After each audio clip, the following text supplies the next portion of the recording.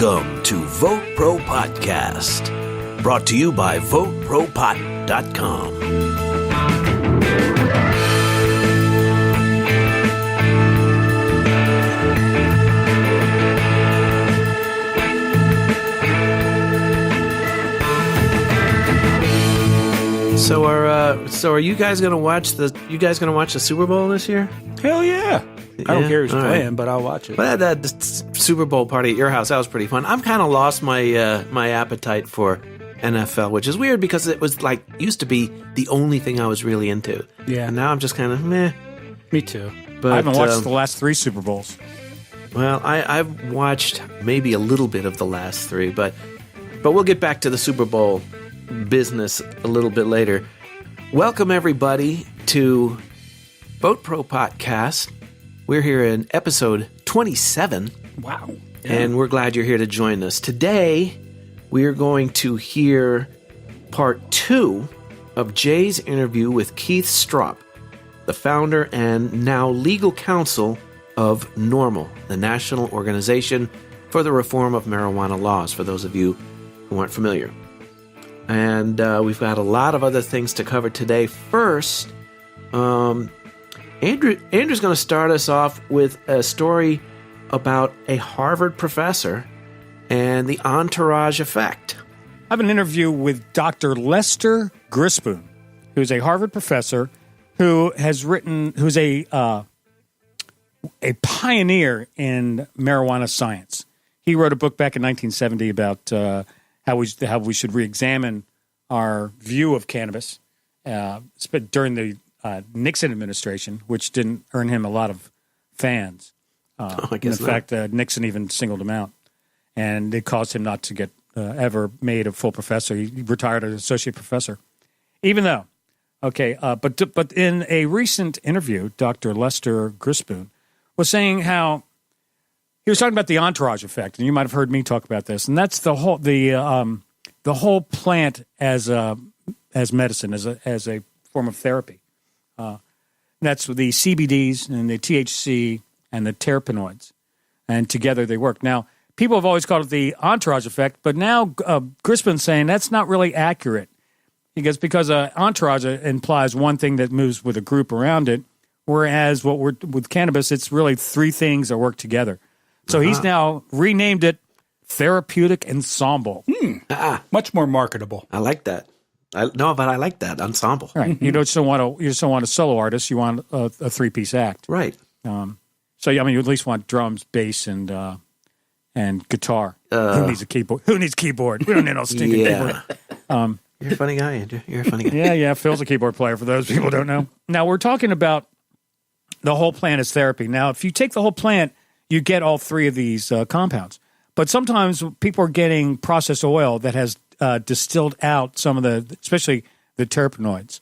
So, for example, Charlotte's Web is made from the whole plant. Now, Charlotte's Web was known was the plant that they made the oil from for Charlotte Figge. It was featured in Dr. Sanjay Gupta's special on CNN on cannabis. Now, in Charlotte's Web case, you have a high CBD, low THC, and that has with very low psychotropic effect, which works really well for her. But in some cases, you want a higher THC. A lot of people are, because THC is very good for fighting nausea, chronic pain, and especially it's great antidepressant. So what we're talking about now is using the whole plant as medicine and getting these 3 compounds in the right ratio to get the desired effect, either therapeutically or for personal use. So he thinks the use of it is basically the same. He just wants to call it something else because it gives it you give it a better idea of what's going on with it. In other words, yes. So in other words, it's more of an accurate description of what it is. Now we're finding this again. I think the 3 of us have been adding words to our glossary of terms when it comes to the marijuana industry. There's more things we're learning every day. Very true. I mean, you can put therapeutic ensemble right next to adult use. Right. That's true.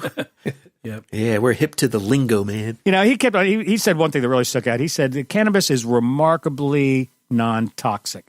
Of all these narcotics out there that have these horrific side effects, cannabis is, it's there in all the history of all medical history, there's no examples of cannabis being lethal.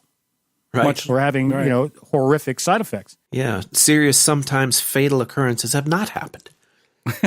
So what basically is, what this is just reinforcing what I always say, and that is what we need to do with cannabis is we need to learn to extract all the compounds separately and then put it back together as a whole plant medicine, but with different ratios to treat specific symptoms or get specific results or desired effects.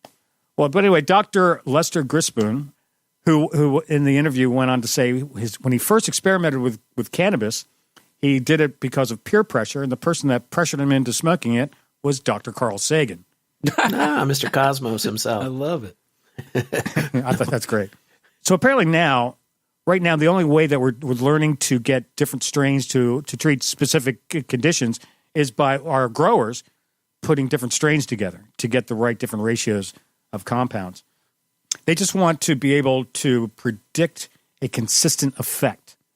But medical marijuana research is just starting. There's going to be some insane stuff. One day you'll be able to go into a medical place and get the perfect ratio of CBD, THCs, and terpenes that are going to greatly benefit your condition.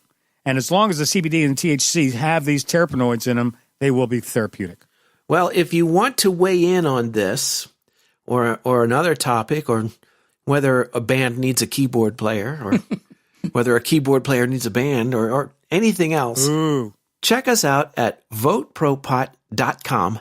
Or send us an email at VoteProPot@gmail.com, or call our message line at 240-257-2441.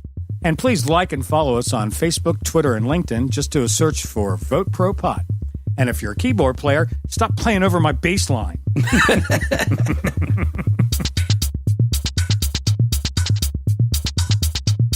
So what's going on the West Coast, Jay? You probably heard that California finally released its regulations to which they set up for the legalization. And there's a couple things that stand out to me. The big controversy is actually on delivery. That being, they've decided to allow for deliveries, and that includes delivering cannabis to areas which still have prohibition.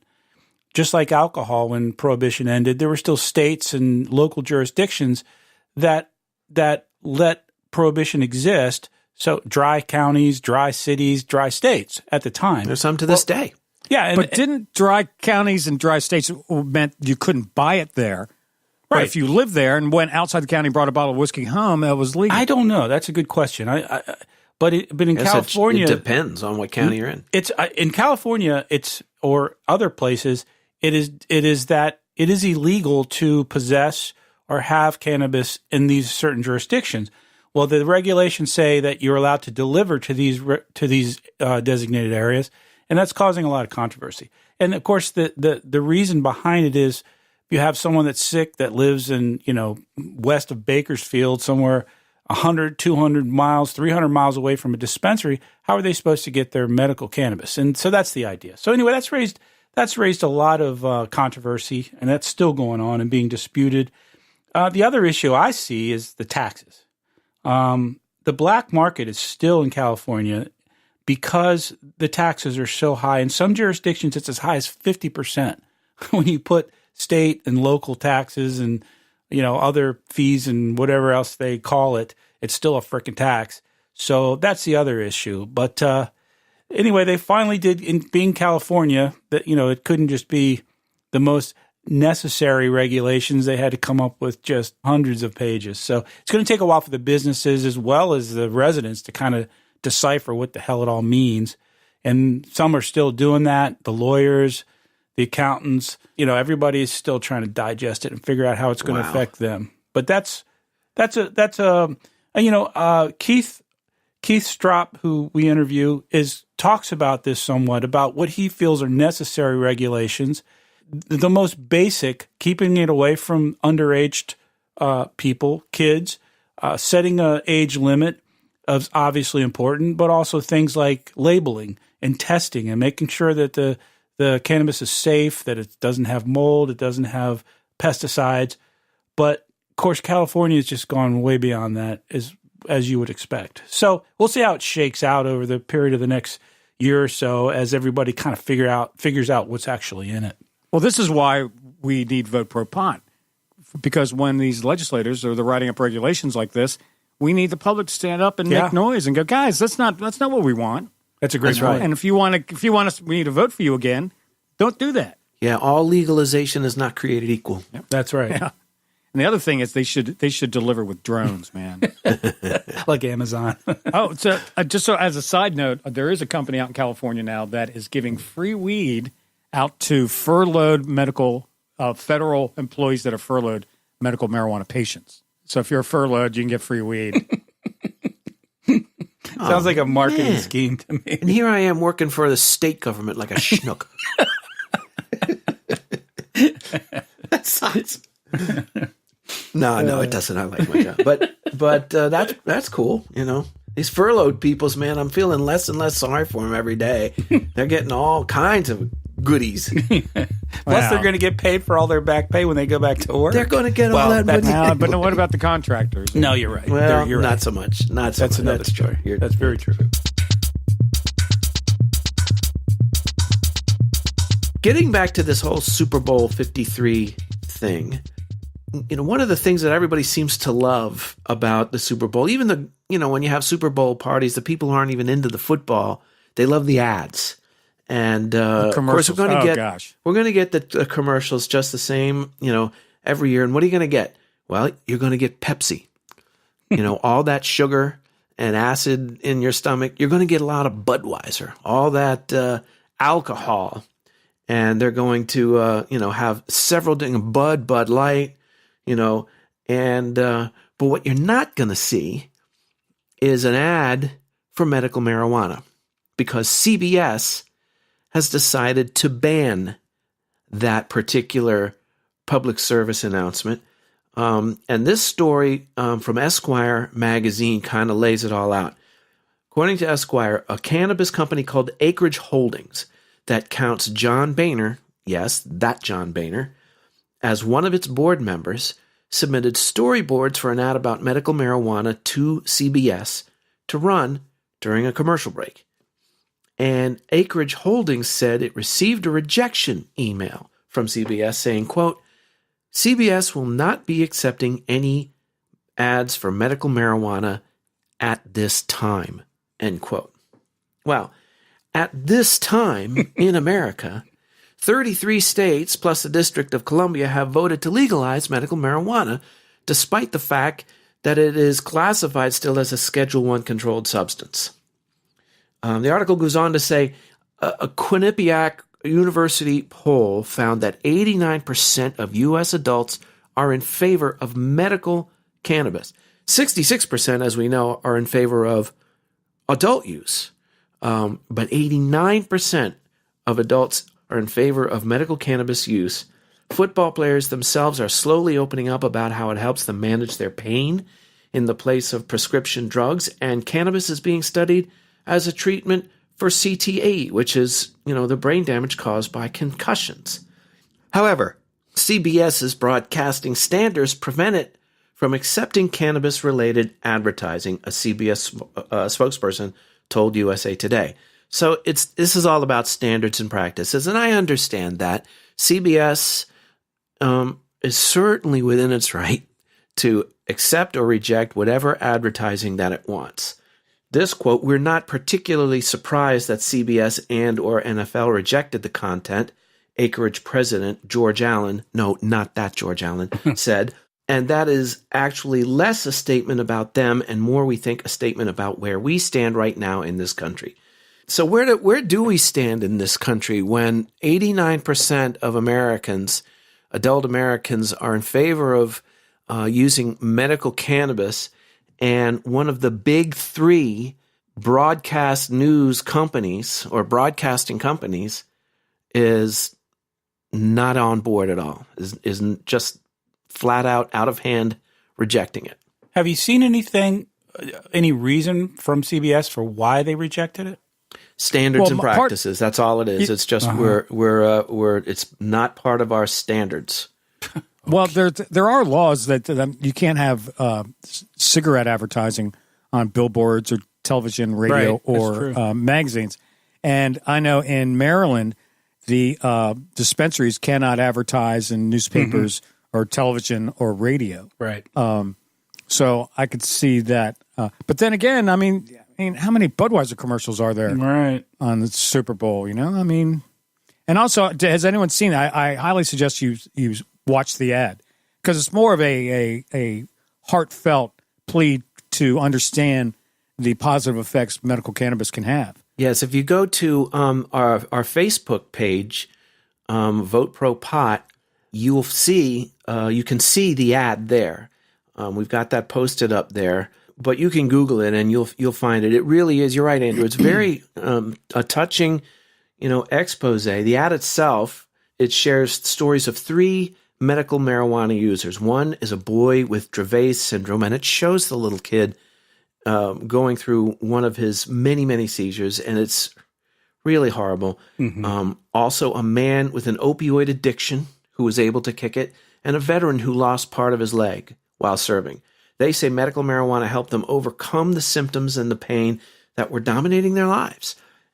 And the ad, it urges viewers to call their congressmen, their representatives, and advocate for change, which is what we call on folks to do. At some point, hopefully, networks like CBS and the others will feel a little bit more, as comfortable promoting cannabis products as they do alcohol. Well, I think what bugs me is all you see on commercials now watching football is drugs, pharmaceutical companies. I mean, every other commercial. Viagra ads, come on. Every other commercial's for some pharmaceutical company. And what the hell's the difference? Well, they're not Schedule 1. Well, boner pills are pretty important. Says you. Speak for yourself. I think that we won't be seeing cannabis ads on TV. Ever? Because? Ever, yeah. Because of federal law. Think that's gonna you happen. might be right. Yeah, I think a lot of the broadcasters are just not going to touch it. And then eventually the FCC will come around and go, well, it's like cigarettes. Yeah, you might be right. So what does that mean for the industry? How do they advertise? Right now, and then all these dispensaries, I know in Maryland, are getting their Instagram accounts closed off because they say you're promoting illegal drug use. Yeah, Facebook, too, did it for quite a while. Closed us down. We went through a lot of problems, and we're a political. We're advocating political engagement and trying to educate voters. And they gave us a hard time as well. They wouldn't let us promote any of our stuff. Yeah, for quite a while. Yeah, so it's going to be interesting to see how the cannabis industry is going to market themselves. And as I said last episode about the ancillary, businesses around the industry, man, if you're in advertising, you can figure out a way to get these dispensaries to get their message out and and promote their business and advertise and get customers in. Man, you'll see some business. You will. Absolutely. You'll see business anyway, but it would be nice that here, in the land of the home and the free of the brave, that we can actually say what we want to say on television. Professional skateboarder suspended after testing positive for weed. This is out of High Times by Nick Lindsay. Think about that for a minute.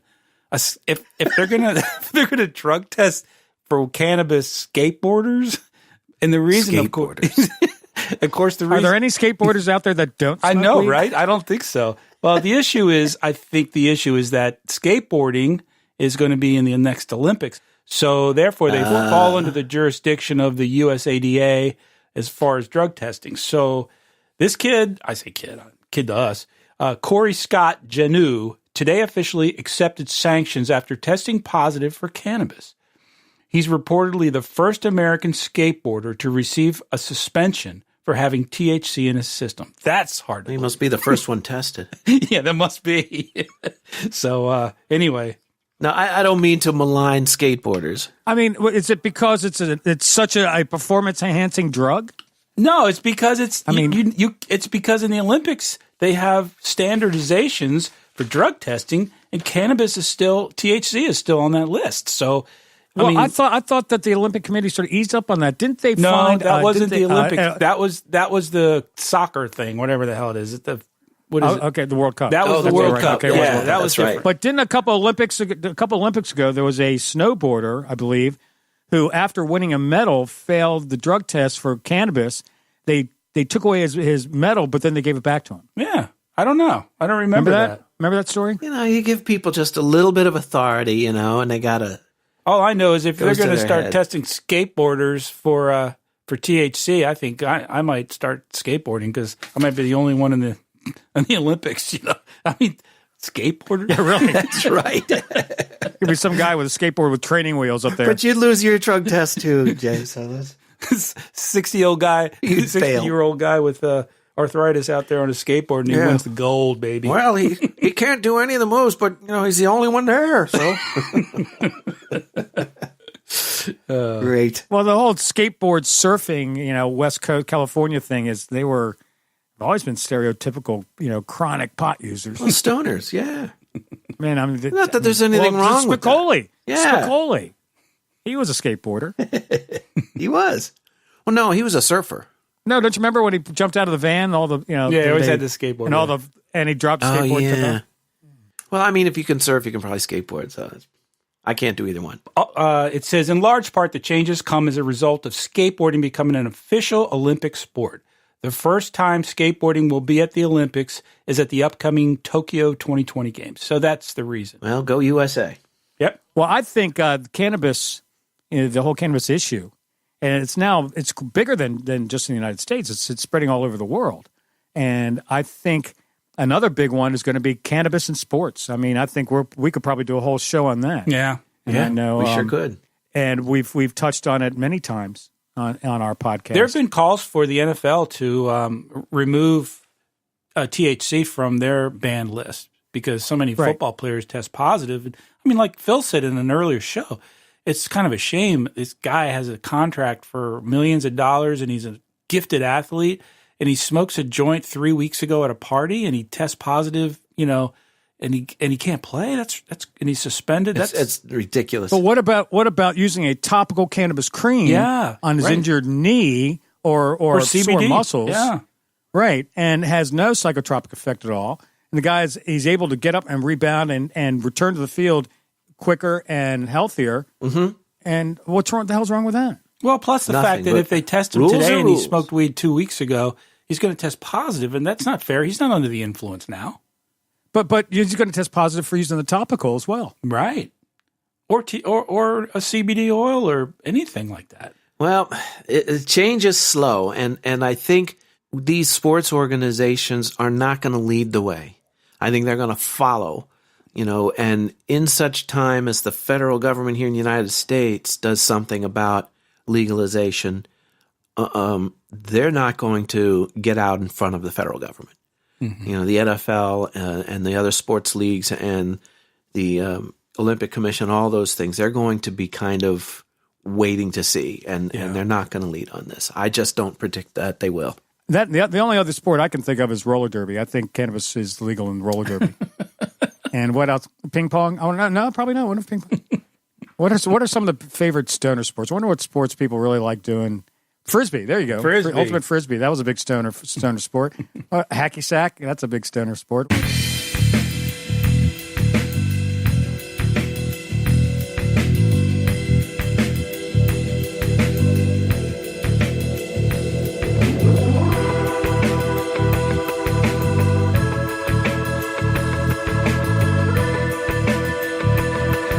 We're very pleased and excited today to have with us Keith Stroup, who is the founder of NORML and is currently the legal counsel for NORML.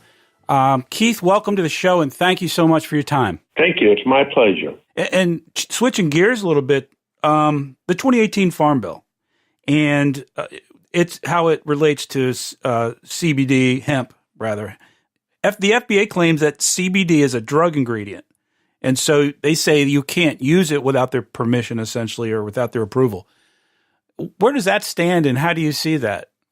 Right now, one of the biggest controversies within the broader marijuana legalization debate and movement has to do with CBD and hemp. Are they legal in all 50 states? I mean, you can't go up on the internet without seeing all these ads claiming that their product is legal in all 50 states, et cetera, et cetera. Mm-hmm. Well, that's just total bullshit.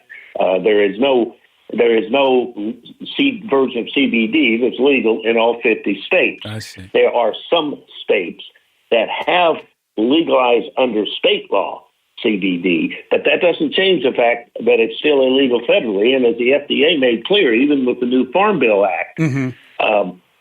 In terms of personal use, until the FDA approves it for personal use, it is not legal under federal law.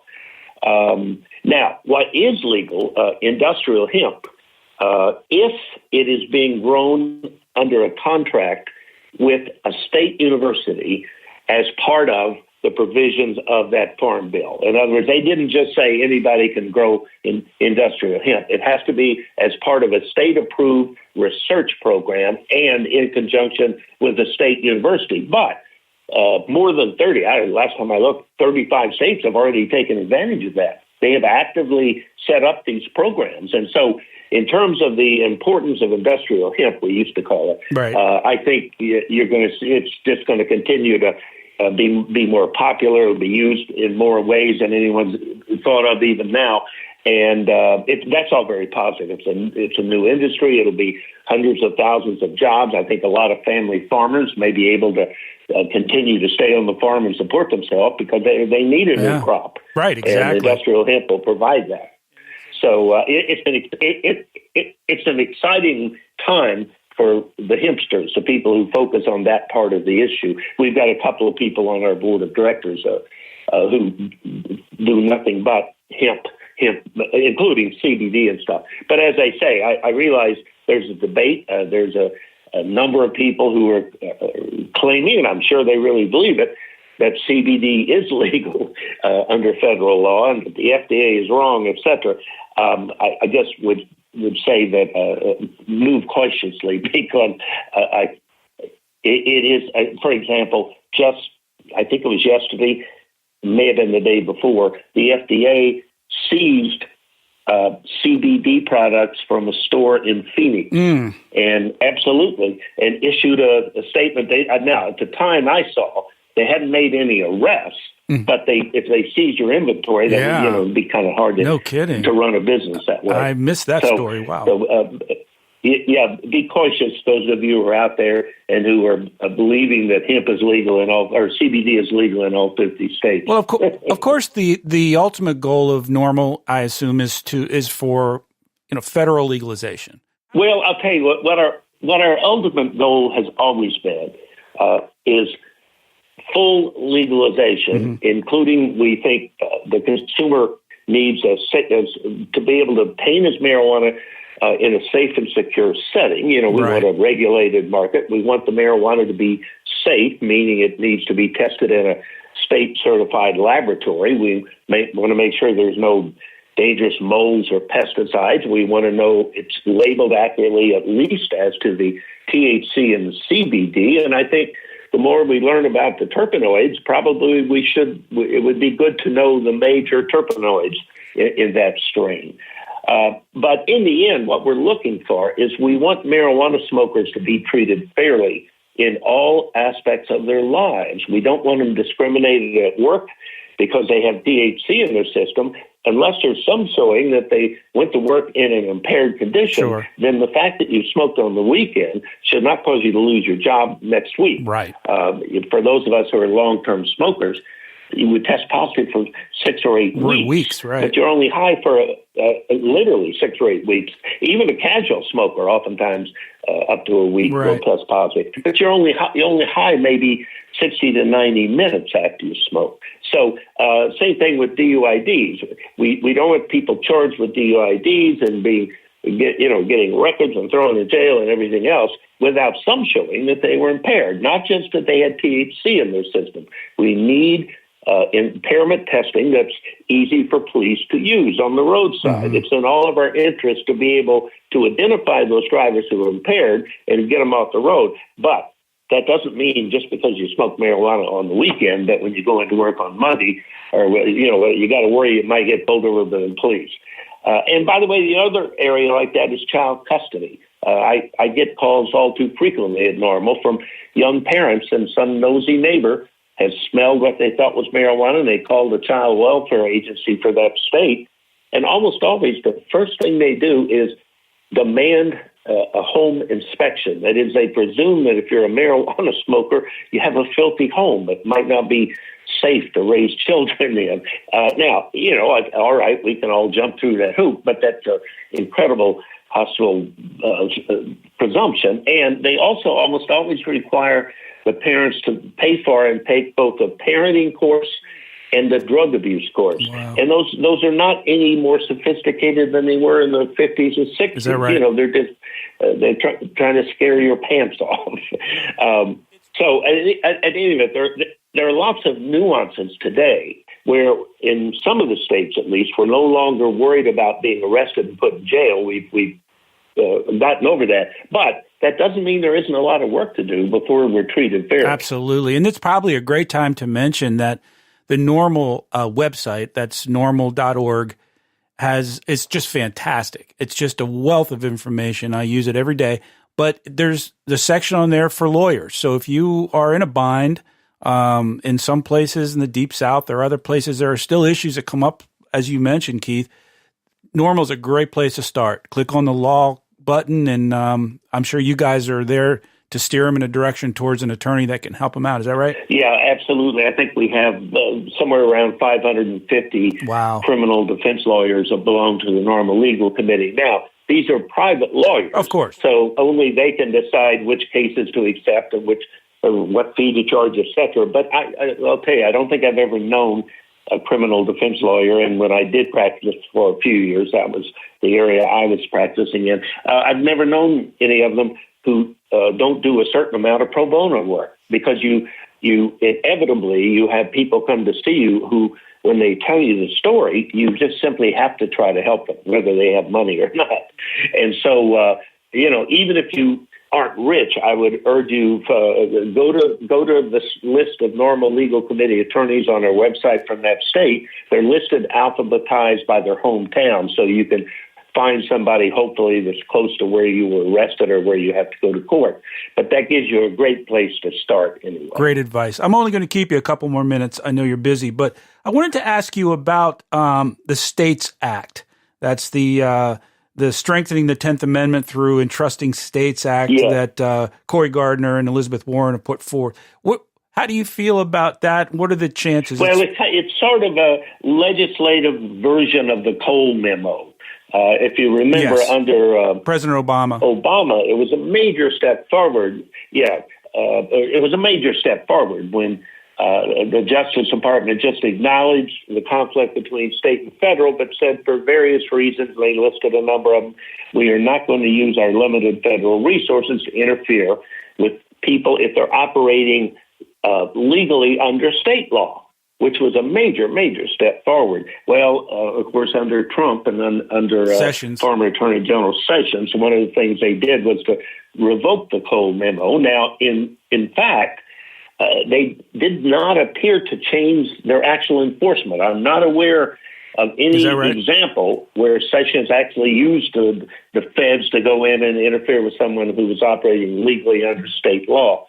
But it made everybody in the industry very nervous and feeling very vulnerable. So what we need to do is we need to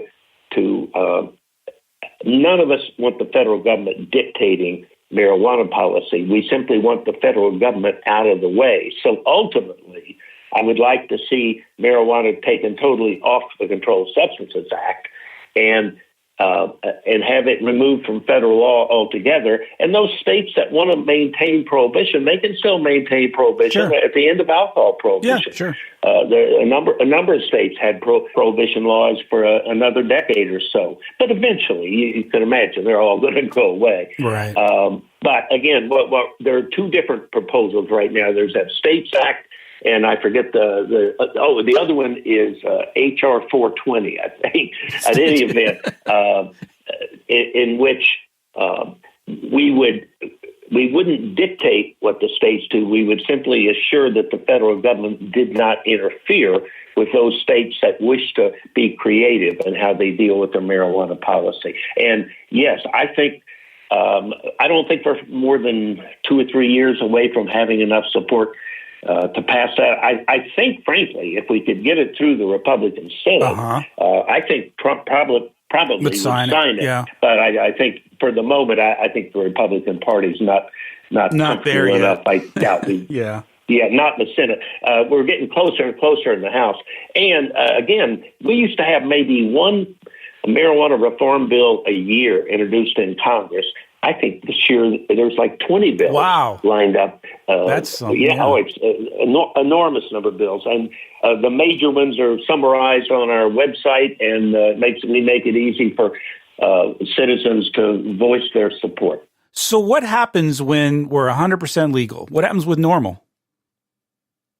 Let's assume that happens in the next 5 years. I would be delighted if to be out of a job. we got to a point. If we got to a point where NORML was no longer needed. But again, when you see what it's like in those states where we have fully legalized marijuana, and you still see the number of problems that still arise. No, you're no longer treating smokers like criminals, but you're unjustly firing them. You're charging them with driving while intoxicated when they're not.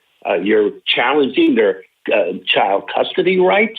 So we're going to have a good bit of work to do for the next decade, even after all the criminal laws are gone. We've got a lot of bias to I was going to say, one of the things we talk about and we see so much in the statistics is, if you're a person of color, your odds of being arrested for possession are so far outweighed over. Yeah, they're anywhere from 4 to 8 times as likely to be arrested, even though Hispanics, blacks, and white Americans all smoke at the same rate.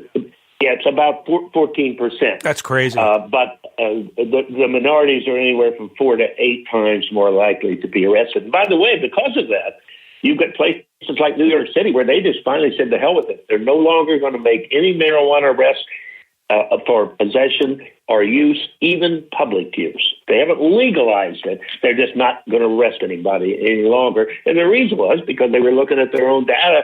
And even if all were given infraction tickets, they were almost all going to blacks and Hispanics. Yeah, and it cost them a fortune. It's unbelievable. Yeah. Listen, Keith, I've cowed you long enough, and I really appreciate you taking the time. It's an important interview, and I think our viewers are going to enjoy the insight. I just want to mention that you have a book, which is a couple years back, but it is really entertaining. It's a great book. It goes through the history of NORML. Willie Nelson writes a foreword, who is, he's our hero too. So if you all have a chance, pick it up. It's called It's Normal to Smoke Pot, the 40-Year Fight for Marijuana Smokers' Rights. And it's really a fun read. It's a great book. People can find that on Amazon. Where else can they find it, Keith? I think right now probably only Amazon. We used to sell it on our own website, but we quit handling products. No, we moved all the products out of house. You know what I mean? Our staff is small enough. We'd rather have people working on the issue. But they won't have any trouble finding it on Amazon. And if people want to help with this movement through NORML or any other way, what is the best thing they can do? NORML website, they can go obviously give money. They can buy merchandise. What else can they do? Well, what else they can do is we can put them in touch with other people in their state. And even more specifically, if they're from a major city, we'll put them in touch with people from that same city who have already been working on the issue. Obviously, strength in numbers still applies. Mm-hmm. So either go to the website and just write the main address and indicate you're interested in helping out and tell us where you live, and you'll hear back from us very quickly. Keith Stroup is the founder of NORML and their legal counsel currently. Thank you again for your time today, and thank you for sharing your knowledge, your wisdom, your expertise with our listeners. We really appreciate it. Thank you, and stay high.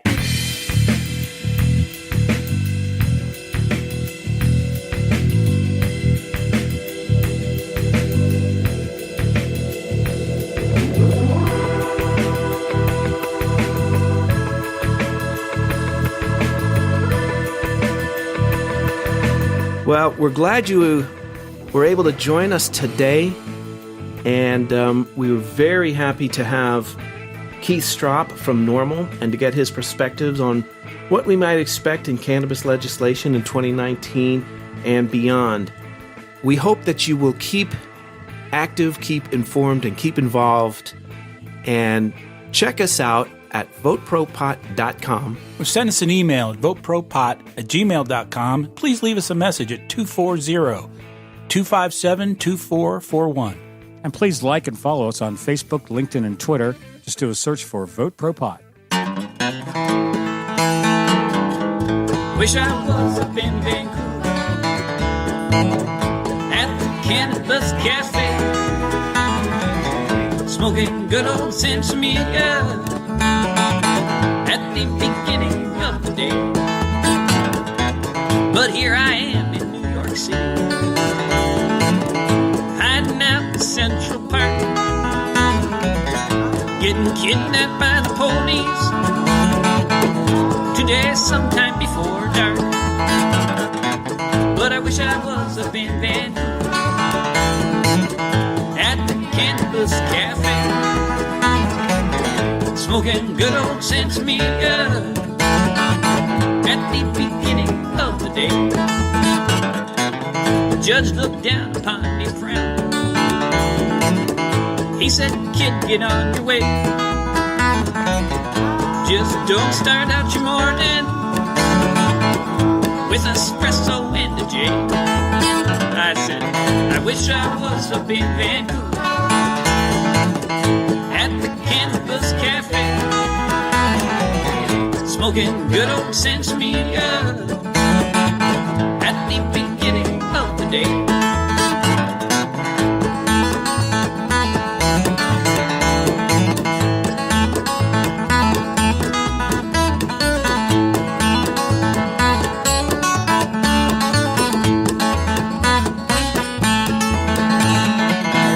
Hitched on out to Portland,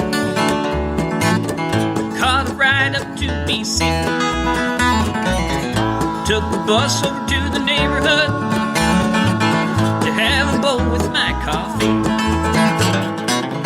Now I'm up in Vancouver at the Cannabis Cafe, smoking good old Sensimilla at the beginning of the day. Smoking good old Sensimilla